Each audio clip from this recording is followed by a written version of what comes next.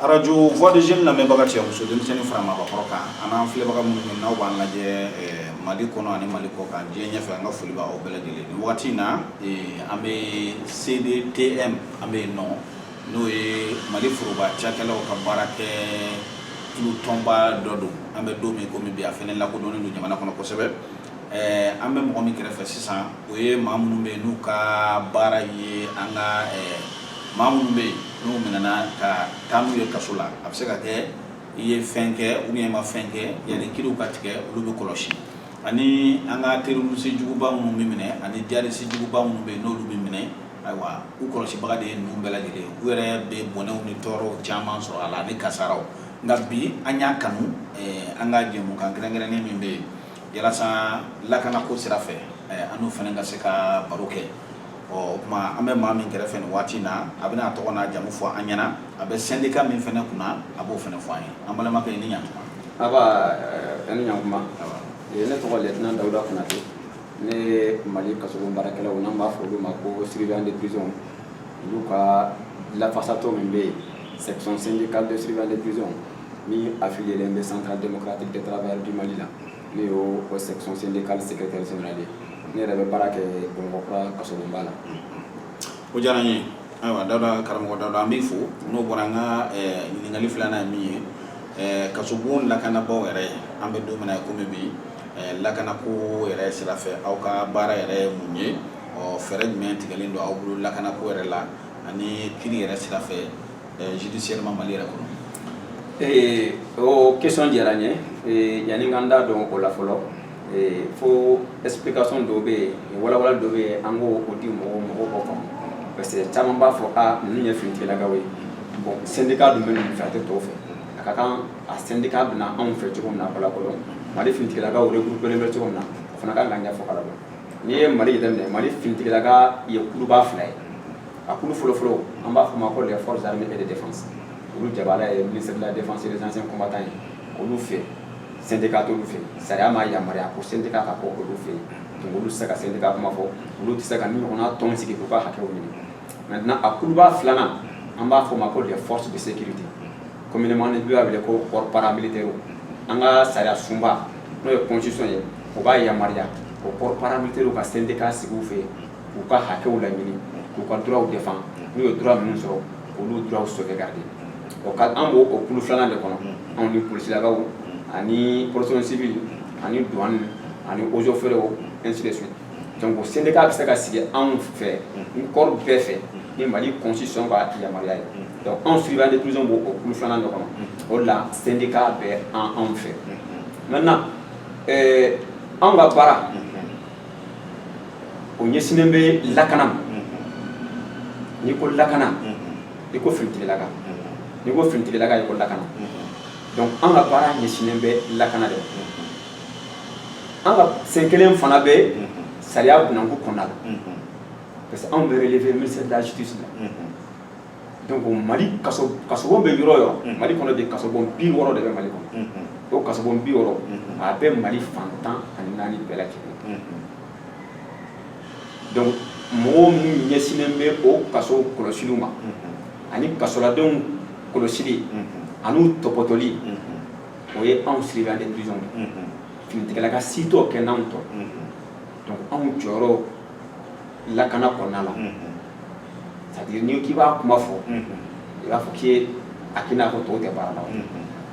que tɔw ka baara ka fanga don a la k'a lawaleya k'a lankɛnɛma anw ka baara kɛko ɲuman de b'o kɛ ala ka n'a cɛ janya n'a a ɲagamina anw bolo kasobon na i b'a ye corps tɔw bɛɛ bɛ mobiliser donc u ka baaraw bɛ gɛlɛya u ka mission bɛ gɛlɛya mais a bɛ se ka tiɲɛ dɔw bolo anw tɛ b'o kalama donc anw bɛ a daminɛ la lakana la anw bɛ a laban na n'i ko sariya appliqueli fana la décision de justice et de sentence pénale an b'o fana daminɛ la an b'a laban na Mali faamaw de kelen don ka Mali surveillant de prison kɛ kɔrɔ lagosi bɛ ye k'a kɛ bolo kɔfɛ fɛn ye n'i taara jamana dɔw kan n'i ye finitigilakaw sigi surveillant de prison bɛ na fɔ 3e position la yɔrɔ dɔ 2e position la compte tenu de son importance dans la sécurisation à l'interne et l'accomplissement aussi des décisions et l'application des décisions des sentences judiciaires.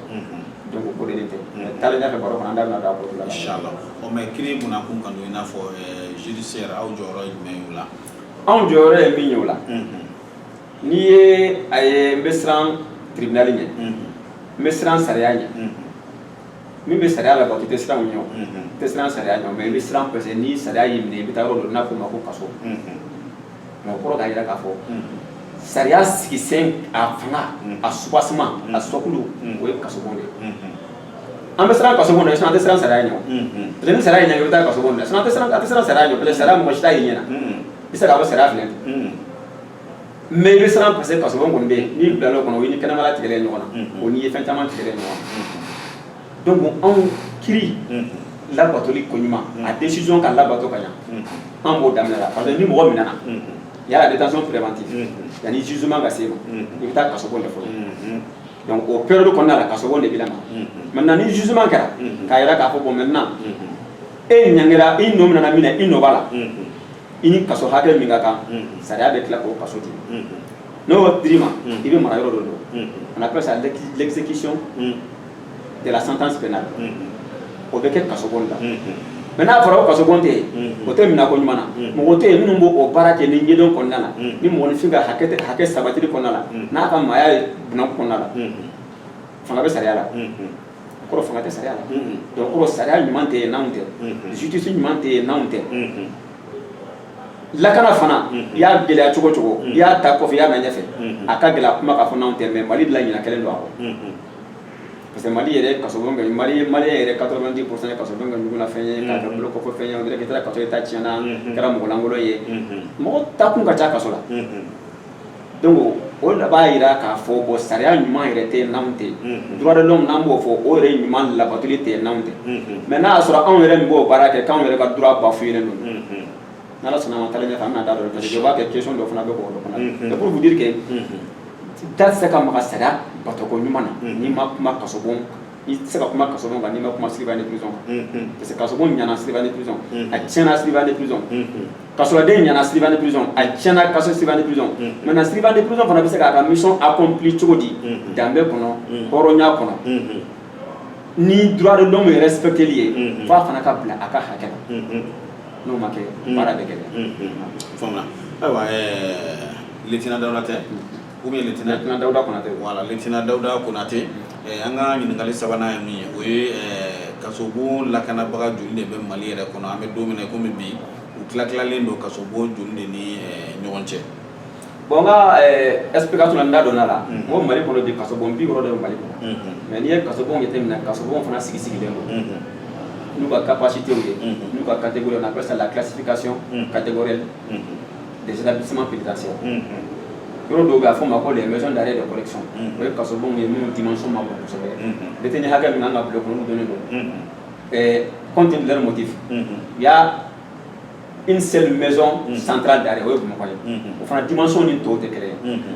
Sénégal kaso bon bɛ yen n'an b'a fɔ olu ma ko camp pénal ni kasoladenw bɛ taa sɛnɛ kɛ yen u bɛ bagan mara kɛ yen u bɛ maraîchage ni fɛn ninnu kɛ o kaso bon fana bɛ yen k'o fara bɔlen centre fila kan o fana ye centre ye n'i ko centre ye fana bɛɛ n'a bagabara taabolo don kelen ye musow ta ye kelen ye denmisɛnninw minnu si ma san 18 sɔrɔ olu b'o kɔnɔ mais nin bɛɛ baara bɛ ka kɛ surveillant de prison de fɛ mais ni ko n b'a fɔ k'a fɔ surveillant de prison ye ni ɲɔgɔnna mɔgɔ hakɛ ye da man kan ka don o la o bɛ don secret professionnel kɔnɔ dɔɔnin o bɛ don secret de défense kɔnɔ dɔɔnin mais manque d'effectif bɛ yen o dɔnnen don bɛɛ fɛ. Parce que ni y'a jateminɛ kasoladen hakɛ dɔ surveillant hakɛ dɔ de kan k'o lakɔlɔsi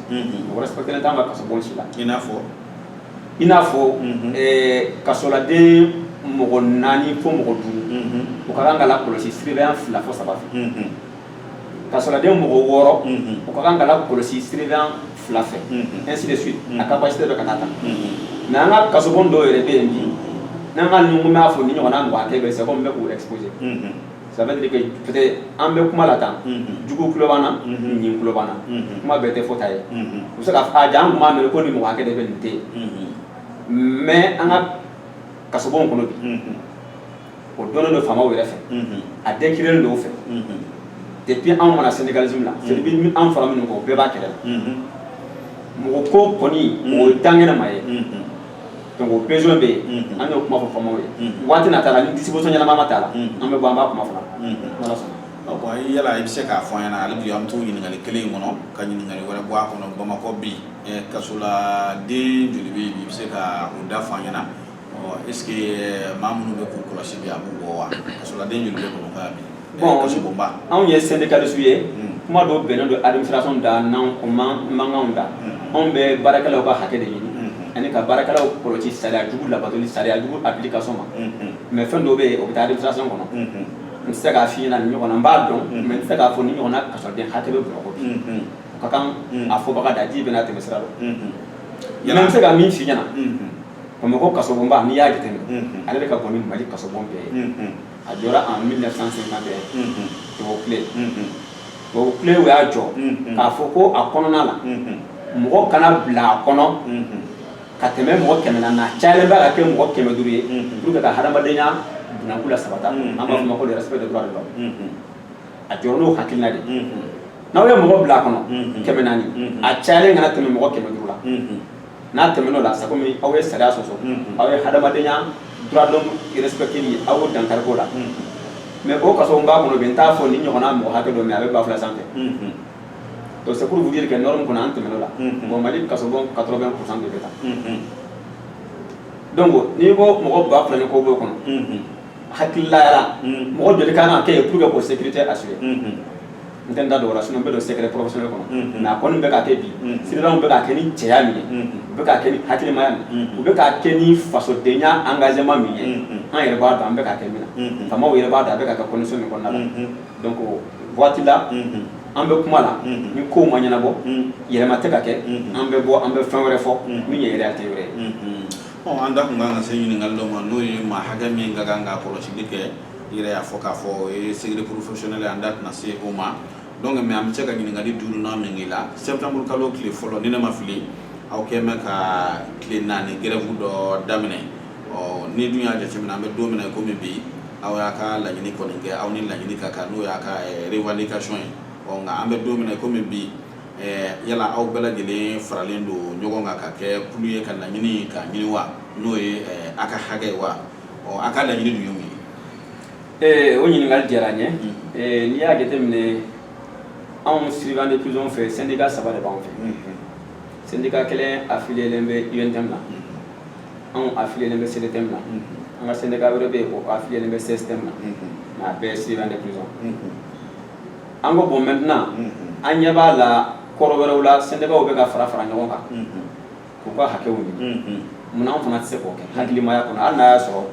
fugu ban nyonje anga vision de kelenye anga stratégie de lutte de kelenye mais pour l'accomplissement de certaines doléances anga fa o fara nyonga akoni an sembele ka sabasira ani hakili ta bo ke an be na kelenga parce que anga sera soumembe na ma fama ko la loi numéro 031 du 7 juillet 2016 anga statut kelembe salia la patron de baf ina fo Sénégal chamanga kele sada mali lawo problème de saria soso yere saboke minya njamboke odi nanani le mardi 18 actio acte mi ngara mardi tratadon monto karo ke tan segi odi nanano yo parce que un régime démocratique de kono on est dans un pays républicain ça veut dire que en bena saria tabolo do ka no saria ta mo tse ko soso voilà on dit que nul n'est au-dessus de la loi mais au régime qu'on a là mo do kumbe régime saria sans fait mo do kumbe donc maintenant ta do ko la romna on malen to yemi ko don nani les 18 août actif mais bien avant ça on syndicat offre la ñon kan on banga na inu sabati voilà sur le renversement de pouvoir marqué anga bon maintenant en revendication est point flagré je vois que obliga questionnel qu'on anda bena ça mais anga se o mafolo fo mo ka don ka fo anga préavis déposera ka sur renversement de pouvoir marqué parce que on yanga réunion ke ka be anga kele tabolo kan anga kele o nyine tugori saria konna la dans le syndicat nous respectons les textes nous respectons les différentes conventions relatives au monde syndical on a préavis déposé le 17 août, lundi le 17 août. Parce que mon chef est à la Cafoko n'est pas évoqué. Donc, le Mali sera, même si la Cafoko, grève permettait d'enlever l'administration publique. ni ye préavis de grève déposé clé temps de gouvernement pour que jabi donc ka ta le 17 août ma kana bla le 1er septembre là ouais clé temps de ko ko an nganga jabi o konona la donc sigi ka fo mbe ko obeke ni benga sur la ko la kuma beke ni benga ma sur la kuma fona beke donc maintenant on ok lundi ala nana kal nae mardi fu na do kati kamo an yɛrɛ bɛ yen ma kɛ la ni question wɛrɛ poser kan da ka dɔw la an donna o ko la cogo min na an n'an ka hakilina ye min ye ko la an b'o kuma fana fɔ. i bɛ se ka kuma o kan yanni an ka tɛmɛ ni ɲininkali tɔ ye. i y'a faamuya donc mardi an donna o ko la cogo di. mardi an y'a mɛn ko furugufurugu bɛ kati kama an yɛrɛ promotionnel ninnu bɛ yen parce que finitigilaka bɛ ba kelen a bɛ fa kelen. i ye sɔrɔsi ye o i ye polisi ye o i ye gendarme ye o i ye garde ye o i ye protection civile ye o a bɛɛ ba kelen fa kelen parce que an bɛɛ ka mission ye la défense et la sécurisation de l'état malien et des personnes et des biens an bɛɛ bɛ ɲɔgɔn sɔrɔ kɔnɔna la an bɛɛ ba kelen fa kelen an ka bɔn mankan min bɛ yen an promotionnel minnu bɛ yen n'an n'u ye formation kɛ ɲɔgɔn fɛ an y'u wele an y'a mɛn ko mankan b'aw fɛ yen mun bɛ yen ko mankan bɛ yen an b'o dɔn ni finitigɛla bɛɛ ye ba kelen fa kelen ni mankan b'aw fɛ an bɛ taa i n'a fɔ ni mankan b'anw fɛ dɔwɛrɛ bɛ na ni mitinere kɛra anw fɛ yen n ko kɔrɔkɔrɔ dɔ bɛ na ka n'an dɛmɛ donc an taara lajɛ min bɛ yen an taara min sɔrɔ yen an ko bon ni finitigilaka kɛlɛ don an fana tɛ se ka to en marge an ka fangaw fara ɲɔgɔn kan nka n'an ye fangaw fara ɲɔgɔn kan ni malidenw ka hakilina sira ye parce que furugufurugu bɛ jamana na bɛɛ tun b'a kalama M5 bɛ yen regroupement wɛrɛ bɛ yen syndicats diminen don mankan cayalen don donc a nana kɛ i n'a fɔ régime yɛrɛ tɛ yen bilen. Donc, à un moment, si l'armée a ses principes républicains, l'armée prend sa responsabilité. L'armée a Forobayo, on peut annexer l'armée. Donc, maintenant, par où la bena, il faut qu'on ait présent à la démission. Nigne en a fama d'obé, où est le comité pour nous. On est barreau d'âme, on est bien faire un conca. Il y a comment de faut comment dire. Nous est colonel Malik Diawé a ko nin baara min bɛ ka kɛ n t'a fɔ karisa ni karisa y'a kɛ Mali finitigilaka bɛɛ de y'a kɛ wa ni victoire min don Mali finitigilaka bɛɛ ka victoire de don an bɛɛ ba kelen an bɛɛ fa kelen an bɛɛ de y'a kɛ ɲɔgɔn fɛ n'a ɲana a ɲana an bɛɛ de y'a kɛ alhamdulilayi a ɲana mɔgɔ ma sa joli ma bɔ mɔgɔ la a ko nin victoire maliyɛn bɛɛ de lajɛlen ta dɔrɔn Mali finitigilaka bɛɛ de lajɛlen ta dɔrɔn donc kɔrɔ b'a jira k'a fɔ n'o baara bɛɛ ka kɛ Mali finitigilaka bɛɛ ka kan ka a yɛrɛ ye comité kɔnɔ bi mais ni dɔ m'a yɛrɛ ye comité kɔnɔ i bɛ kɛ ɲugunafɛn ye an dun ɲɛ bɛ kow la an bɛ ka ko observer an bɛ k'o analyser don n'a nata n da kan ka don min na an b'an da don o la n'a ma ɲa k'a finitigilaka bɛɛ y'a kɛ finitigilaka bɛɛ kan k'i yɛrɛ ye a ko ladilanni kɔnɔ mais n'i taara ka dɔ to an ka ala deli tɛ a bɛ na ni furugufurugu o ma ɲi tɛ u yɛrɛ ka discours bɛɛ la du côté ils mettent l'accent sur la cohésion entre les forces armées et de sécurité la cohésion sociale bɛn kelenya an ka don da kelen fɛ ka bɔ da kelen fɛ mais n'an ma don da kelen fɛ n'an don to ye dɔw to ye o bɛ juguya yɛrɛ la an tɛ dala k'o kɛ u k'a lajɛ comité kɔnɔ bi est ce que finitigilaka bɛɛ b'a kɔnɔ est ce que corps bɛɛ b'a kɔnɔ peut être dɔw tulo bɛ na olu bɛ se ka ci lase u ma ne tɛ se k'a lase u ma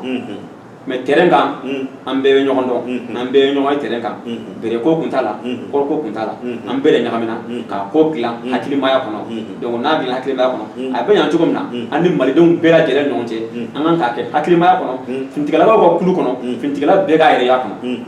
que tu sois militaire tu sois paramilitaire selon les compétences bɛɛ k'i yɛrɛ y'a kɔnɔ mais an bɛ ka kow jateminɛ an bɛ ka kow taabolo lajɛ nin ta kan ka don min na don nata la an b'an da don a kɔnɔ donc ce qui veut dire que an ka préavis de grève o déposera k'a sɔrɔ nin ma kɛ donc maintenant an da bɛna dɔw la disposition jumɛn talen don préavis in kama n ɲɛ b'o fana la question kɔnɔ n'ala sɔnna an da bɛ se yan. ok ayiwa aw ka préavis de grève déposera kabini le 17 août n'o kɛra lundi mardi fangayɛlɛma kɛra n'ala sɔnna ma bɔ maintenant sisan komi aw ye aw ka préavis grève a y'a déposé nka an ɲɛ b'a la hali bi jamana kɔni an b'a fɔ ko le pays va mal jamana tɛ jɔsi ɲuman kan gouvernement tɛ yen bon k'a fɔ k'i bɛ i ɲɛsin maa minnu ma ko walima i bɛ taa i ka kow ɲɛnabɔ yen nɔ yala aw ma kanu aw ka doléance ninnu ka u bɔ a ma fɔlɔ en attendant yanni kow ka se ka ɲɛ sɔrɔ walima aw tɛmɛna n'a ka grève ye. I y'a fɔ cogo min na n'i y'a ye n ye sirivɛn ye n ye commerçant ye n ye mécanicien ye i ye maliden de ye fɔlɔ n'i ye maliden ye an bɛɛ b'an ɲɛsin jamana ko de ma o de sens de patriotisme an b'an ɲɛsin jamana de n'an ye jamana sauver min ka kan ka kɛ min ye o bɛ k'o ye min ka kan ka laɲini min kɛ k'o depuis nin ko kɛra tarata an ka don sen yɛlɛma an ko bon an k'an ka préavis déposer ministère du dialogue social du travail de la fonction publique mais min kɛra mardi o ministère c'est comme o tɛ yen fɔlɔ ni don sen ni fiɲɛ yɛlɛmara i bɛ don sen yɛlɛma an ko bon jamana yɛrɛ taabolo min na bi maliden bɛɛ b'a dɔn jamana bɛ taabolo dɔn maliden bɛɛ ka kan k'i ka kɛlɛbolo tigɛ fɔlɔ k'i ɲɛsin jamana ma fɔlɔ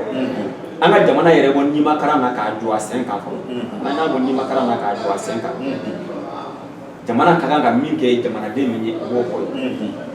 o kɔnɔna la an ka synergie comité stratégique et réunion d'urgence kɛ ka question analyser o analyse kɔnɔna la an ko bon anw ye finitigilakaw ye anw ni an balima finitigilaka tɔw jɛra ka nin baara kɛ tarata don n'anw bɔra ka na taabolo wɛrɛ ta min bɛ baara gɛlɛya olu bolo est ce que hɔrɔnya bɛ baara la est ce que malidenya b'a kɔnɔ bilen an ko an t'an yɛrɛ kun ma kalan fɔlɔ an bɛ jamana ma kalan an bɛ fara o kan an ka jamana ma kalan fɔlɔ ani maliyɛn bɛɛ lajɛlen ni jamana in ma kalan o bɛ sigi a kɔnɔ maintenant jamana ka kan ka min kɛ min ɲɛ an bɛ sigi an k'o kuma an ka laɲini don parce que sariya labatoli sira don n t'a bɛna don o la parce que n y'a fɔ fana la an ka pôle de revendication ninnu an man kan ka ɲini yɛrɛ jamana fɛ k'a baara kɛ parce que ni sariya taara k'an ka labato de a n'a kɔnɔsen bɛɛ a n'a disposition bɛɛ an ka laɲini y'o fila de mais n'a ma ɲa ko jamana kɛra ten an bɛ laɲini ninnu sɔsɔ fɔlɔ o kɔnɔna la comité stratégique synergie des sections syndicales des surveillants de prison an ko an ka kɛlɛbolo jigin an yɛrɛ y'o communiqué kɛ k'an ka mot d'ordre suspend i n'a fɔ comité yɛrɛ y'a laɲini cogo min na comité national du salut du peuple y'a ɲini cogo min na ko syndicat u b'a ɲini syndicat fɛ ka moratoire kɛ parce que an yɛrɛ b'o dɔn légitimement olu tɛ se ka grève négocier légitimement n'u bɛ se ka négocier olu institution tɛ donc an b'an ɲɛsin jɔn na donc an k'u ka kɛlɛbolo tigɛ fɔlɔ an ka jɛ maliyɛn tɔ minnu bɛ ka kɛlɛ kɛ ka mali ko tigɛ an ka fara olu kan an ka mali ko tigɛ kɔnɔ fɔlɔ o cadre kɔnɔna an ka préavis de grève min tun man ka daminɛ sini tarata septembre kalo tile 4 tile fɔlɔ ka taa bila tile 4 na o préavis de grève suspend sini surveillant de prison bɛɛ bɛ baara kɛ a kɛcogo la grève tɛ yen sini fo ala ka jamana bɛ dingɛ kɔnɔ fo ala ka taa organe de transition sigi ni organe de transition sigira an bɛna dɔn maintenant réglementairement an bɛ se k'a ɲɛsin dɔn na k'an ka kɛlɛ kɛ Sénégal kɛlɛ de a tɛ bila dɛ a bɛ sɔn sɔrɔ de donc kɛlɛ sɔn sɔrɔlen bɛ fɔlɔ an maliyɛn bɛɛ lajɛlen an bɛ fangaw fara ɲɔgɔn kan mali bɛ bɔ dingɛ kɔnɔ cogo min na o kɔfɛ kɛlɛbolo bɛ tila ka datugu. Ayiwa Lieutenant Dawuda an ka ɲininkali dɔ ye min ye o ye ayiwa n'a ma ɲɛ hali grève bɛ kɛ komi aw kɔni y'a bɔ a ma fɔlɔ ka d'a kan maa minnu bɛ jamana kunna ani ko yɛrɛ taabolo bɛ cogoya min na aw y'a ta bɔ a ma fɔlɔ nka a y'a suspendre a gulonnen don sani dugu cɛ nka a bɛ se ka suuru ni kow sigira sen kan k'a ka laɲiniw ɲini nka n'a tun ma ɲɛ k'a fɔ aw bɛna taa grève yɛrɛ la yala aw tun kɛlen don ka fɛɛrɛ jumɛn tigɛ parce que kasoladenw bɛ yen aw bɛɛ fana ka taa grève la ayiwa o fana ye ko ye min bɛ yen ni awa kabako da bɛɛ lajɛlen don kasoladen dɔw bɛ yen terrorisiw don dɔw ye jihadistes ye aw tun kɛlen bɛ ka fɛɛrɛ jumɛn tigɛ n'a ma ɲɛ a bɛna kɛ fana a kɛlen bɛ ka fɛɛrɛ jumɛn tigɛ o la. bon e k'o question a kun ka di n ye n'a ma ɲɛ ko grève bɔra a ma an b'o question to yen ni grève nana lawaleya an b'an da dɔ la k'a fɔ maliyɛnw ye k'a fɔ ɲɛmɔgɔ ye bon an ka grève taabolo ye nin n tɛna n da dɔ la sisan Dawuda min sɔsɔ o yɔrɔ la mais n kan bɛ min ma c'est à dire hali ni grève bɔra a ma mais plan jumɛn de tigɛlen don k'a fɔ yɔrɔ ni aw bɛna taa grève la service minimum fana bɛ yen aw tun kɛlen bɛ ka fɛɛrɛ jumɛn tigɛ o la ou bien a bɛɛ de tun bɛ taa grève la. n'i y'a jateminɛ anw ye finitigilakaw ye c'est à dire finitigilaka u ka taabolo ni mɔgɔ min tɛ finitigilaka ye u ka taabolo tɛ kelen ye ni tɔw bɛ taa grève la la loi portant grève en République du Mali dit n'i bɛ taa grève la t'i évacuer le lieu i bɛ baara yɔrɔ bila mais anw ta ye au contraire de n'anw bɛ taa grève la hali n'i bɛ so i bɛna baara kɛ i bɛna baara kɛ cogo di i bɛna pour que ka dispositif sécuritaire renforcer o exception b'anw tɔ ni ɲɔgɔn cɛ anw bɛ grève la ar nebe ko la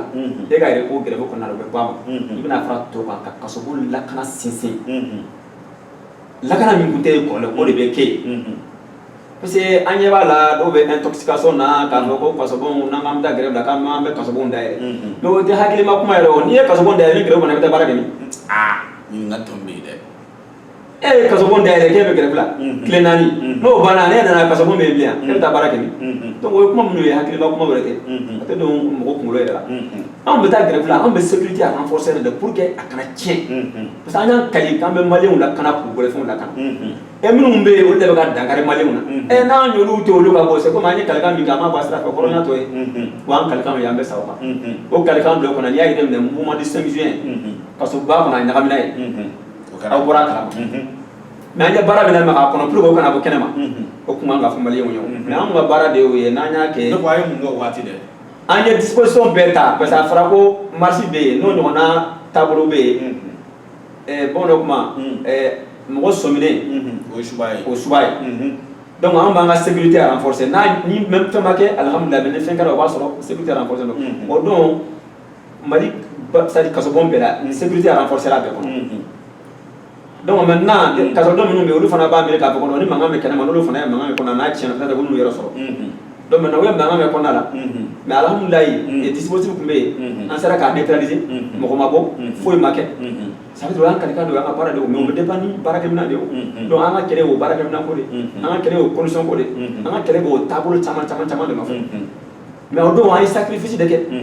an ko tama be ka on be suka ka bo mais aw kon te bo facilement alhamdulillah mo do bonara na mais mo masa mo lu fan fela la ka to don fan fela la amma nya mi bo do ni to mo be pour ka mali una kana pour pour fon la kana ka ka so bo la kana parce que mali on ka taxi de ka so bo njo anya ka do ka wa ambe sawa aywa ali bi an b'a jira an lamɛnbagaw n'an filɛbagaw la k'a fɔ an bɛ yɔrɔ min na sisan o de ye CDTM ye n'a ɲɛmɔgɔ ye Dide nka kelen tɛ baara kɛ Mali foroba cakɛbaw ka tɔn belebeleba dɔ de bi min bɛ maaw lapasa kulu dɔw b'a kɔnɔ bi n'o ye an ka kasobo lakanabaw ye n'o ye surveillant de prison ye olu ka syndicat ɲɛmɔgɔ min bɛ nin tɔn in kɔnɔ n'o ye Lieutenant Dawuda ye an b'ale kɛrɛfɛ nin waati in na an n'a bɛ ka masala o Dawuda ni aw ka laɲini n'Ala y'a kɛ k'a fɔ laɲini bɛɛ lajɛlen kɛra sabatifɛn ye yala kasobo lakanabaa minnu bɛ yen syndicat ka ca aw bɛɛ lajɛlen bɛna jɛ ka fara ɲɔgɔn kan laɲiniw bɛɛ lajɛlen ɲɛnabɔlen kɔfɛ sa wa ou bien a tila-tilalen bɛ to hali bi bon pour le moment an bɛ synergie kɔnɔ synergie kɔrɔ an section fɛn o fɛn bɛ yen an jɛra ma ka fara ɲɔgɔn kan ka laɲini dɔ sabati an ka Ala deli ye laɲini a ka sabati n'a sabatira a bɛ sabati an bɛɛ de a bɛ sabati maliyɛn bɛɛ de fo maliyɛn k'o dɔn anw siɲɛw de b'a kɔnɔ bi mais sini mɔgɔ wɛrɛ bɛ recruter ka fara an kɔnɔ peut-être dɔ b'a fɔ bi n ka fɛn t'a la n balima tɛ Siriba ye mais n'a ɲɛna sini idée bɛna don a ɲɛnɛ na donc an tɛ k'a ɲini an yɛrɛ Siriba dɔrɔn ye an bɛ k'a ɲini maliyɛn bɛɛ de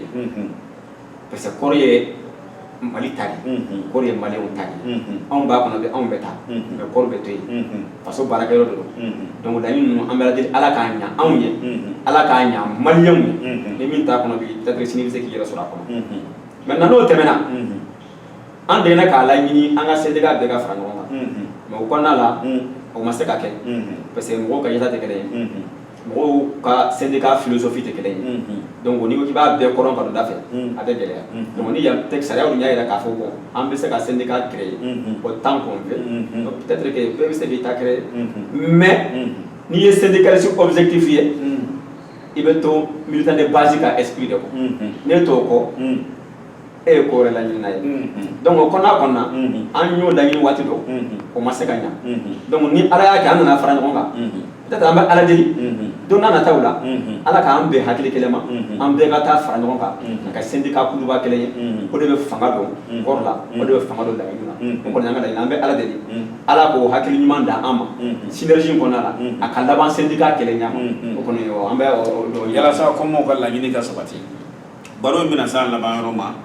mais n'i y'a jateminɛ min ye surveillant de prison ye aw bɛ relever ministère min na o de ye ministère de la justice et garde des sceaux ye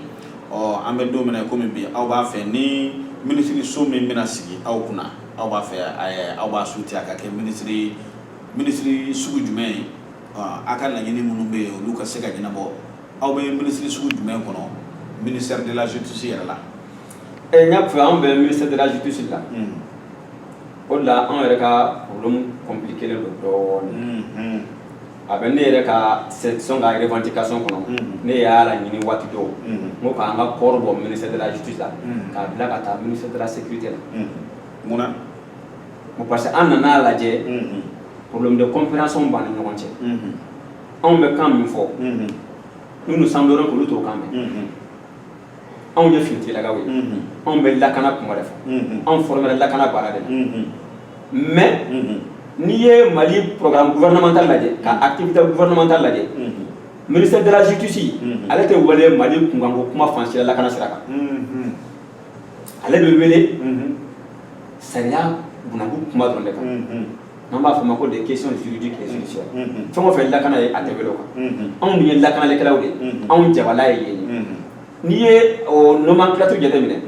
a fana bɛɛ dirigelen bɛ cadre fɛ cadre minnu tɛ finitigilakaw u bɛ sariya ta baara dɔn u bɛ sariya kisɛ dɔn u bɛ sariya sigisɛn dɔn mais fɛn min ye lakana ye là o t'o maîtriser donc ce qui fait que an ka kɔɔri gɛlɛya fɔlɔ yɛrɛ ye o ye a fonctionnement kɔnɔna la a structuration kɔnɔna la a organisation kɔnɔna la parce que bamananw kuma fɛn d'a dɔnbaga ma n'i y'a dɔnbaga ma a b'a labaara cogo o ye tiɲɛ ye dɛ mais anw ta in bɛ bolo min kan a ka gɛlɛn parce que a bɛ minnu bolo lakana kuma dɔn finitigila kan ka baara kɛ cogo dɔ dɔn finitigila kan ka baara kɛ ni minɛn jumɛn ye finitigila hakɛ jumɛn kan ka baara joli kɛ finitigila hakɛ jumɛn kan k'i ɲɛsin nin mission ma o t'o dɔn o la ne ko mais n'o problème d'incompréhension bɛ yen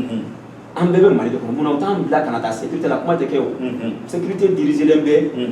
mɔgɔw de fɛ minnu yɛrɛ sécurité baarakɛlaw ye u y'a kalan kɛ u y'a formation kɛ u yɛrɛ b'a baara la a tɛ f'u ɲɛna k'a fɔ nin hakɛ de bɛ nin baara kɛ ani nin minɛn de ka kan ani nin fini kan hali n'an bɛ sigi an bɛ kuma mais laɲiniba bɛ yen laɲiniba bɛ yen complication ba bɛ yen o complication yɛrɛ bɛ taa fɔlɔ hali an ka recrutement na mɔgɔ ko bɛ yen il y a très longtemps o tɛ ka ɲɛ sɔrɔ fɛn min ye fini ko ye da tɛ don o la min bɛ ne ni e cɛ différence créer o ye fini de mais ni fini yɛrɛ tɛ ka sɔrɔ ka di ne ma ne k'a dɔn ka taa fɛn baara kɛ o ye problème de ye ka taa bila lakana minɛn caman na ka taa bila hali sarako yɛrɛ n'an yɛrɛ bɛ wuli dɔ min kɛlɛla préavis la an ka préavis kɔnɔna yɛrɛ ye point 2 de a point yɛrɛ bɛ ko sariya sigisɛn ye minnu bɛ k'a k'u labato an ka sariya statut in kɔnɔna la a sariya sigisɛn dɔ bɛ n'an b'a fɔ o ma ko article 148 o article 148 ko ka anw ka baara jateminɛ gɛlɛya minnu b'an kan an ka baara kɔnɔ o bɛ se ka récompenser anw ye cogo di ni prime ye an bɛ gɛlɛya minnu affronter baara kɔnɔ o bɛ se ka récompenser cogo di ni indemnité ye ko o indemnité n'o prime bɛ recensé à travers un décret ko k'o d'anw ma o ma se ka kɛ depuis 2016 fo bi bon o sariya kelen sigisɛn 149 n'an b'a fɔ o ma ko article 149 o fana ko anw surveillant de prison ni état ma anw bila so kɔnɔ k'a sara k'a k'an ka nafolo kasabi dɔ d'anw ma an ka se ka so t'an yɛrɛ k'a bila kɔnɔ o kun ma kɛ fo salon ne ye préavis de grève dɔ déposé mais n'i y'a jateminɛ o prime de logement o bɛ Mali finitigilaka bɛɛ bolo bi a de taux très élevé n'anw kun tɛ mais an n'u ka négociation na n'i y'a jateminɛ kɛmɛ bɛ tɔw bolo yɔrɔ o yɔrɔ o ye 15 d'anw ma ye an k'a ma n'aw ka jamana ka gɛlɛn an sɔnna an tugula ko la mais an ma jɛn n'a ye donc don na ta an b'a kɛlɛ o la an y'a ɲini cette fois ci min bɛ finitigilaka tɔw bolo u b'a dɔn u ye min d'u ma à travers les décrets u k'an fana ta k'an bila o minɛn kɔnɔ n'a ma ɲɛ k'an bɛɛ bɛ marifa ko kɛlɛ de kɛ an bɛɛ bɛ ɲɛsin fɛn kelen la n'i y'a jateminɛ Mali kɔnɔ bi force Barkhane bɛ yan MINUSMA bɛ yan GSM Sahel bɛ yan k'o fara an yɛrɛ kan nin bɛɛ bɛ ka jɔn kɛlɛ nin bɛɛ bɛ ka kɛlɛ jumɛn kɛ Mali la terrorisme mais an k'an k'an yɛrɛ ɲininka olu y'u na u bila min kaso jɔn bɛ kaso la surveillant de prison o tɛ finitigilaka ye wa o tɛ lakanabaga ye o ye lakanabaga ye olu b'a minɛ tile kelen tile fila saba u b'a déféré mais anw b'a mara san hakɛ donc ça veut dire que n'anw tɛ yen baara bɛ gɛlɛya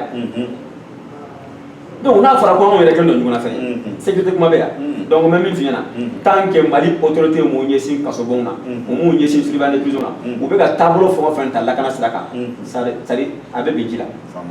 u bɛ ka taabolo fɛn o fɛn ta jamana lakana sira kan a bɛ bin ji la a bɛ bin ji la a laban yɔrɔ man ɲi terroriste bɛ yɔrɔ min na u b'a dɔn u b'u kɛlɛ min na cogo min na u b'a dɔn bon o ɲɔgɔnna mɔgɔ hakɛ joli de bɛ mara yɔrɔ min na mɔgɔ min bɛ yen o tɛ manamanamɔgɔ ye mais ne y'o kɛ manamanamɔgɔ ye o ye tɔrɔ ka seliji da yɛrɛ k'i tɛgɛ fila bɔ k'a da duguma bensaya mana donc u k'u ɲɛsin o la n'ala sɔnna a ma pour le moment kɛlɛbolo kɔni sɔnsɔrɔlen don jamana bɛ lahala min kɔnɔna la mais ni taalen ɲɛfɛ kɛlɛbolo bɛna wuli ni ala ka jɛ faamuna ayiwa an ka baro sera a laban yɔrɔ ma an b'a jira radio voix des jeunes lamɛnbagaw ani réseaux sociaux Mali kɔnɔ ani Mali kɔ kan an y'a ye k'a fɔ min ye an ka terroriste baw ye kasoladen jugubaw walima dɔw yɛrɛ bɛ kaso la u yɛrɛ ma fɛn kɛ yan'u ka kiiri ka tigɛ u bɛɛ lajɛlen bɛ kɔlɔsi mɔgɔ minnu fɛ olu de y'an ka surveillant de prison ye bon an y'a ye hali wari sɛni ka k'a la a don kasobonba yɛrɛ la ne yɛrɛ tun bɛ yen anw taara kunnafoni ɲinini na a dɔw y'an sɔrɔ yen mais o kɔfɛ banaba fɛnɛ kasoladen dɔw bɛ yen dangarila olu la yen ne yɛrɛ taara la fɛnɛ ka na se ɲɔnɔ n taara o fɛnɛ na a ka ca donc an b'a ye k'a fɔ kasoladenw kɔni minnu bɛ yen n'u bɛ kaso kɔnɔ kasara min bɛ na ni jadisiw bɛ na kasobon yɛrɛ dakari u ka waleya bɛ se aw ma joyi la mara kɔnɔ hali sisan kɔsa in na an y'a ye a waleya dɔw kɛra i bɛ se ka mun sɔrɔ k'a fɔ o waleya ninnu na ani kuma dɔw bɛ i b'a sɔrɔ ɲininkali kɔnɔ an da ma s'a ma ka di e ye i yɛrɛ kun ka o fɔ i b'o fara k'a n'i ka kumakan laban. n'i y'a jateminɛ i ye attaque minnu kɛra n'i y'i da dɔn dɔ la mais récemment min yɛrɛ kɛra n'o ye Kinbaranata ye fan balimakɛ kelen tora la a bɛ se Dramane Dembele o kɛra Utu kalo yɛrɛ de kɔnɔ Utu kalo kelen bɔ fɔlɔ yɛrɛ parce que n'i ye terroriste ninnu minɛ o informé don o yɛrɛ ka bɔ yen an dɛnna k'a fɔ Mali faamaw na n ko prison ye cible potentiel de pour ces gens donc prison man kan ka kɛ bolo kɔfɛ fɛn ye u ye banaba attaqué an balimakɛ kelen o taara n'o ye Arisene Ablaye Disan jamana ma bɔ k'a fɔ an ɲɛna a bɔlen don a salen don jamana ma bɔ k'a fɔ an ɲɛna a bɛ nin position na an ma fana kɛlɛ bila information ɲuman bɔ k'o fɔ an ɲɛna banaba bɔra yen ɲɔgɔn attaquera pour la première fois bari y'an balimakɛ fila sɔrɔ yen alhamdulilayi u ɲɛ ma to a la o kɔfɛ ɲɔgɔn tilala ka attaqué tuguni o kɛlɛ da jara anw na an ka siriba minnu tun bɛ yen alhamdulilayi u jɔ u jɔyɔrɔ la o kɔfɛ Jire attaquera o kɔfɛ Kinbarana attaquera ainsi de suite an tɛ se k'a bɛɛ fɔ c'est pour dire que nin bɛ kan ka jateminɛ k'a dɔn mais pour qu'à tout cela quelles sont les dispositions à prendre lakana y'o de wo c'est la prévention n'i ko qui dit sécurité dit prévention n'i ye renseignement sɔrɔ i b'a traiter n'i y'a traiter maintenant tu préviens mais si tu préviens pas il faut que cas dɔ de ka kɛ e k'i inspirer o kan an tɛ bɔ o dingɛ kɔnɔ donc an b'a autorité wele k'a ɲɛsin kasobon na k'u ɲɛsin kasobon k'a dɔn k'a fɔ sécurité kuma tɛ yen ni kasobon tɛ n'i y'a kuma fɔ k'a sɔrɔ i ma kasobon kuma fɔ i da de la n'i y'a kuma fɔ k'a fɔ kasobon baarakɛla i m'a wele k'a da dɔn sécurité kuma la i da de la ma ne ma fɛn fɔ donc an b'a f'u ɲɛna k'u hakili to o yɔrɔ la a filanan kasobon yɔrɔ nomenclature jɔcogo u t'u hakili to o la norme de bɛ kasobon tɛ jɔ i n'a fɔ butigi a tɛ jɔ i n'a fɔ siso a bɛ jɔ ni architecture dɔ de ye k'o respecter o de bɛ se ka kasobon lakana nɔgɔya kasobon baarakɛlaw bolo ka kasobon baarakɛlaw yɛrɛ ka sigi ka kuma n'u ye k'a dɔn k'a fɔ maliyɛnw don i n'a fɔ u bɛ a ka tɔ kɛ cogo min na parce que an ye min jateminɛ Mali kɔnɔ ni ministre den tɛ kɔrɔ nɔ tɛ jate ni député den tɛ kɔrɔ nɔ tɛ jate ni directeur général den tɛ kɔrɔ nɔ tɛ jate ni président somɔgɔ tɛ kɔrɔ nɔ tɛ jate anw ni sirila ministre den t'an na député den t'an na président den t'an na ambassadeur den t'an na pour nous an wɛrɛ bɔra kan k'an ka blɔk fɛn mais k'a dɔn k'a fɔ an ye maliyɛnw de ye i n'a fɔ olu ministre n'u député n'u ye ambassadeur denw yɛrɛ bɛ se ka minɛ aw yɛrɛ b'u kɔlɔsi yɛrɛ an ma ɲɔgɔn ne ma sɔn b'a la u b'u dogo ka don an fɛ fitiri waati a b'a kalama u bɛ don an ka dibi la an b'a kalama an t'a kɔnɔ ye o mais u k'a dɔn k'a fɔ olu minnu ye ministre ni député ni ainsi de suite ye u b'a dɔn k'a fɔ Mali constitution n'i y'a article de jateminɛ u b'a yira k'a fɔ tous les Maliens naissent égaux demeurent égaux donc ça veut dire olu ma fisa n'anw ye kɔɔri in tɛ anw ta ye kɔɔri in ye jamana ta de jamana baarakɛla dɔ k'u ɲɛsin a la parce que anw ye fantanw fara fara ɲɔgɔn de ye surveillant de prison kɔrɔ la o de anw tɛ ka jate mais an fana bɛna taabolo min ta an bɛ jate fɛn fila an bɛ jate o an ye Maliyɛn catégorie min ye n'a y'a sɔrɔ classification kɛ an bɛ niveau min na o b'o fɔ an ɲɛna n'o bɛnn'a ma an bɛ to yen n'o ma bɛn ma an bɛ bɔ yen n'o min y'an jaabi ta ye mais n'Ala sɔnna ma o taabolo bɛ na de u k'u ɲɛsin corps de surveillance de prison ma an bɛ wele wele da an finitigilakaw tɔw yɛrɛ ma n'an anw de ye ba kelen fa kelen ye o ba kelen fa kelen ya an k'a kɛ respect mutuel kɔnɔ an k'a kɛ dans la plus grande considération mutuelle i n'a fɔ n ye wele wele da bila comité national mɔgɔw ma cogo min na tan pour le salut du peuple n'u ko victoire ye force de défense et de sécurité bɛɛ de ta ye donc o kɔnɔna la ni finitigilakaw bɛ k'a ladilan cogo min na u k'a lajɛ kɔɔri bɛɛ k'a yɛrɛ y'a kɔnɔ est-ce que bi u yɛrɛ bolo kɔɔri bɛɛ b'a kɔnɔ est-ce que les missions sont bien réparties en fonction des compétences donc o k'o lajɛ an ka jɛ an k'a dilan ɲɔgɔn fɛ n'an y'a dilan ɲɔgɔn fɛ mardi k'a kɛ victoire kelen ye an ka jɛ an k'a dilan ɲɔgɔn fɛ fasodenw ka hakilina ye n'an bɛna fanga la segin dɔ la parce que fanga tɛ to finitigilakaw bolo an yɛrɛ y'o fɔ an k'a to an bolo an b'a di maintenant yala an k'a d'u ma an bɛɛ ka jɛ an k'a la dilan an k'a d'u ma a ka fisa an k'a la dilan ɲɔgɔn kɔ n'an y'a la dilan ɲɔgɔn kɔ a bɛ gɛlɛya kunun ne yɛrɛ ka central syndical n'o ye CDTM ye ani CSTM an bɔra Kati u y'an reçoit an taara ka kuma transition kan an y'an fɛla f'u ɲɛna an ka proposition o sera yen ka ban parce que anw central fila depuis régime kɔrɔ bɛ yen anw farala M5 mɔgɔw kan k'a jira k'a fɔ jamana min kɔnɔ ni injustice bɛ yen jamana min kɔnɔ ni yɛrɛbaya bɛ yen jamana min kɔnɔ si on refuse d'appliquer la loi jamana min kɔnɔ où népotisme o kɛra jamana min taabolo ye sariyaso kɛra jamana min taabolo ye donc anw tɛ jɛ ka fara mɔgɔw kan k'o jamana soutenir k'o régime taabolo soutenir an ko bon ni mɔgɔ wɛrɛ b'o kɛlɛ la an ka taa fanga fara o de y'anw se M5 la M5 ye regroupement politique d'anw ye syndicats de ye on n'a pas la même vision on n'a pas la même philosophie on n'a pas la même stratégie de guerre de lutte mais n'an ye ɲɔgɔn sɔrɔ yen an ye ɲɔgɔn sɔrɔ yen pour que ka faso sama ka bɔ a joli tɛmɛbagaw bolo donc maintenant anw sen b'a fila bɛɛ de la an sen b'o kɛlɛ la an nana an sen fara finitigilakaw ta k'a ko kɛ donc maintenant de part et d'autre an ka bɛɛ k'i yɛrɛ y'a ko kɔnɔ Mali ka hɛrɛ bunabolo a bɛ se ka dilan cogo min na ka jamana in wuli k'a jɔ a sen kan k'a sɔrɔ ɲinɛ ma kɛ dɔ kɔ dɔ ma kɛ bolo kɔfɛ fɛn ye o de la an bɛɛ bɛ se ka taa ɲɛfɛ ni Ala ka jɛ ye. Awa i y'a jira k'a fɔ ko aw ni sɔrɔdasi minnu bɛ yen barisa an kɔni ne yɛrɛ ka laɲini y'o ye minnu ye fanga yɛrɛ yɛlɛma hali n'i y'a sɔrɔ kuma dɔ la ko fanga yɛlɛma tɛ ko population de wulila population tiɲɛ don population wulila olu y'a ko tɔ teliya mais aw ka laɲini kɛra mun ye aw ye mun fɔ a kɛnɛ kan ye barisabu ni jamana in kuma don a ye min fɔ a maaw k'a mɛn. bon an ma fɛn fɔ ye parce que n'a ma ɲɛ an finitigilaka bɛɛ ye ɲɔgɔn sɔrɔ yen donc ni mission bɛ réparti olu ɲɛmɔgɔw de kan k'a lajɛ est ce que finitigilaka bɛɛ b'a kɔ kɔnɔ mais n'a o ma jate minɛ n'an ko an bɛ taa c'est comme an bɛ taa ni revendication de ye revendication tɛ armée kɔnɔ anw ta ni revendication ye parce que mardi a ma wolomaw bɛɛ de farala ɲɔgɔn kan maintenant n'a a bɛ ladilan a ka kan ka lajɛ de est ce que bere bɛ représenté len bɛ comité kɔnɔ mais bi est ce que bere bɛɛ bɛ yen c'est à dire bere kɔrɔ bɛ yelen bɛ bere la est ce que bere de bɛ comité kɔnɔ ɲininkali gɛlɛn mais pourtant mardi bere bɛɛ tun bɛ yen bere bɛɛ ye marifa ta ɲɔgɔn fɛ bere bɛɛ jiginna terrain kan ɲɔgɔn fɛ bere bɛɛ ye interpellation bɛɛ kɛ bere bɛɛ ye opération bɛɛ kɛ donc o kɔrɔ a ma woloma donc n'o ko kɛra sigi kan ka kɛ maintenant est ce que bere bɛɛ bɛ yan ɲininkali gɛlɛn ni min ka kɔrɔ b'a kɔnɔ bɛɛ bɛ ɲininkali de kɛ est ce que an ka mɔgɔ bɛ yen an ka mɔgɔ tɛ donc n'an ka mɔgɔ tɛ ça veut dire i b'a sɔrɔ nafa t'anw na et pourtant mardi nafa tun bɛ bɛɛ la a kuma bɛ ne min da c'était sur terrain an bɛ ɲɔgɔn dɔn an ye baaraw kɛ ɲɔgɔn fɛ terrain kan donc a ma se ne ka taa n kumasiyɛn mɔgɔ ye k'a fɔ a ye ɲama k'an bila yan non a ma se ne ka bolokoli mɔgɔ b'an bila yan a ka kan k'a dɔn maintenant nin kɔɔri kɔnɔna la mission jumɛn bɛ se ka confier ninnu na u ka mission ye jumɛn ye o de ye évaluation ka kan ka kɛ ka comité sigi a nin kɔɔri in ka mission ye nin ka mission nin ka mission nin ka mission de maintenant olu fara farala ɲɔgɔn de bɛ se ka kɛ ka comité a renforcer maintenant ka kuma ni maliden tɔw ni ɲɔgɔn cɛ an bɛ fanga la segin an bolo cogo di anw bɛɛ de jɛra k'a minɛ donc an bɛɛ jɛra ka na a d'aw ma. Donc la question qui se pose aujourd'hui, est-ce que bere bɛɛ bɛ comité kɔnɔ? ɲininkali gɛlɛn. Armée kɔnɔ revendication tɛ anw tɛ foyi revendiquer o fɛ. An tɛ foyi laɲini o fɛ. N'an bɛ revendication min kɛ syndicalement sariya min fana an b'a kɛ ni min y'an partenaire min y'an b'o dɔn. Mais olu de kan k'a lajɛ bon maintenant est-ce que bere bɛɛ bɛ yan? Est-ce que kɔɔri bɛɛ bɛ yan? Bon nin kɔɔri in a b'u laɲini k'o la an bɛɛ bɛ jamana in kɔnɔ an b'u lasɔrɔ cogo di? Maintenant an y'a kɛ ɲɔgɔn fɛ maintenant ni baara in kɔnɔna la an bɛ fɛ ka nin mission confier la maintenant kɔɔri fana b'o mission kɛ a bɛ compte rendu kɛ o de la kɔɔri b'a yɛrɛ dɔn k'a fɔ bon valeur bɛ ne la parce que n nana an ye nin ko kɛ ɲɔgɔn fɛ mardi an ye nin kɛ mercredi an ye nin kɛ jeudi mais ne yɛrɛ confier na mais n'o ma kɛ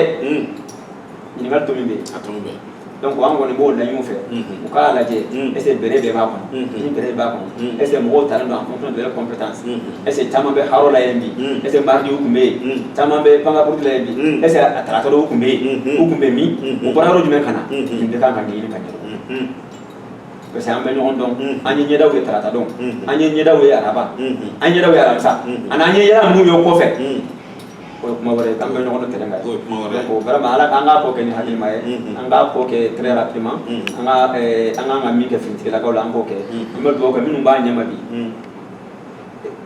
kuma n tɛ fɛ ka bɔ kuma la mais an bɛ dugawu kɛ bi minnu b'a ɲɛma ala k'a ta fanga d'u ma u y'a kɛ malidenya de kama u m'a kɛ yɛrɛbaya kama u y'a kɛ jamana bɛ dingɛ min kɔnɔ donc an ka jɛ k'an fanga fara ɲɔgɔn kan an bɛ dugawu kɛ ala ka kɛnɛya d'u ma ka hakili ɲuman d'u ma ka bɛɛ fara ɲɔgɔn kan ka don da kelen fɛ mali ko hakilina yɛrɛ kɔnɔna la dara ka kuma laban n ka kuma laban an bɛ dugawu kɛ sa halisa ala ka mali bɔ dingɛ kɔnɔ maliden min bɛ kɛnɛ kan min bɛ kɔfɛ an k'a bila an kunkolo la jamana wɛrɛ t'an bolo ni mali tɛ an ka patrimoine commun o ye mali de ye mɔgɔ tɛna dilan n'anw tɛ mɔgɔ bɛna fara an kan k'a dilan de mais mɔgɔ t'a dilan ye partenaires bɛ yan il y a des années investissements bɛ il y a des années mais ni fɛn ma fara a kan fɛn tɛ bɔ a la mais f'anw yɛrɛ k'a dɔn anw de bɛ wara kunkolo minɛ anw tɛ se ka wara kunkolo minɛ n'anw m'an bolo di ɲɔgɔn ma tiɲɛ kan n'anw m'an bolo di ɲɔgɔn ma tilennenya kan n'anw m'an bolo di ɲɔgɔn ma malidenya yɛrɛ la a bɛ gɛlɛya an ka considération partisan ninnu dabila an k'a kɛ maliko ye fɔlɔ an k'a don an kunkolo la dɔw de sara ka jamana in sauver pour que an ka kɛ yan maintenant n'anw bɛ yan bi an kana to olu su ka ɲɔgɔn na an fana ka jɛ a ma an ka sa tiɲɛ kan n'an bɛ sa an ka sa malidenya bunako kan n'an bɛ sa an ka sa patriotisme la mɔgɔ mɔgɔ n'i ye jamana janfa a bɛɛ bɛ kɛ ka ala ɲɛna an ye minnu ye jamana janfa kɔrɔla ka tɛmɛ an y'u bɛɛ laban cogo ye an tɛ ala deli la an bɛɛ k'an bolo di ɲɔgɔn ma jamana in halisa ala k'a lafiya ala k'a bɔ dingɛ kɔnɔ ala k'a b'a juguw bolo gɛrɛgɛrɛ min ɲɛsinnen banna ni mɔgɔ min bɛ k'a soutenir ala k'i malo hakilina bɛ mɔgɔ min na ala k'u sama ka se a ma an baden bɔ dingɛ kɔnɔ k'a bila a tɔgɔ kɔrɔ la n'o ye ba maliba ye ayiwa nin tun ye karamɔgɔ tɔnma ye an bɛ se k'a fɔ ten hali n'i y'a sɔrɔ a tɔgɔ dan bɛ dawuda la sa nka an k'a kɛ ten min ye lieutenant dawuda ye an b'a fɔ k'a waleɲuman dɔn a bɔra ka kuma minnu fɔ sisan ne hakili la faamuyali sɔrɔla a la yanni maa min ka ɲininkali kɛ i faso ye mun k'i ye i bɛ ɲininkali kɛ fɔlɔ i ye mun kɛ i faso ye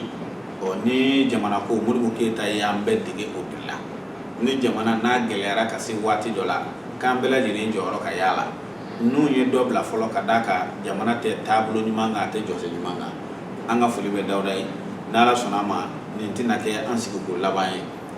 tarata nin jɛmu bɛ sigi an fɛ lakana malidenw ka se ka faamuyali sɔrɔ a la ni dun ye lakana fɔ kasobow b'a la polisiw b'a la gendarmew b'a la bɛɛ de b'i yɛrɛ sɔrɔ a kɔnɔ o tuma sini aw bɛna nin sɔrɔ voie de jeune sanfɛ 7h 9h segin bɛ k'a kan 19h 21h 92.7 réseaux sociaux fana kan aw bɛna sɔrɔ yen nɔ n'Ala sɔnna a ma Vivlin ka page kan an ka foli bɛ aw bɛɛ lajɛlen ye hakɛto bɛ nin kan sali ala Muhamadu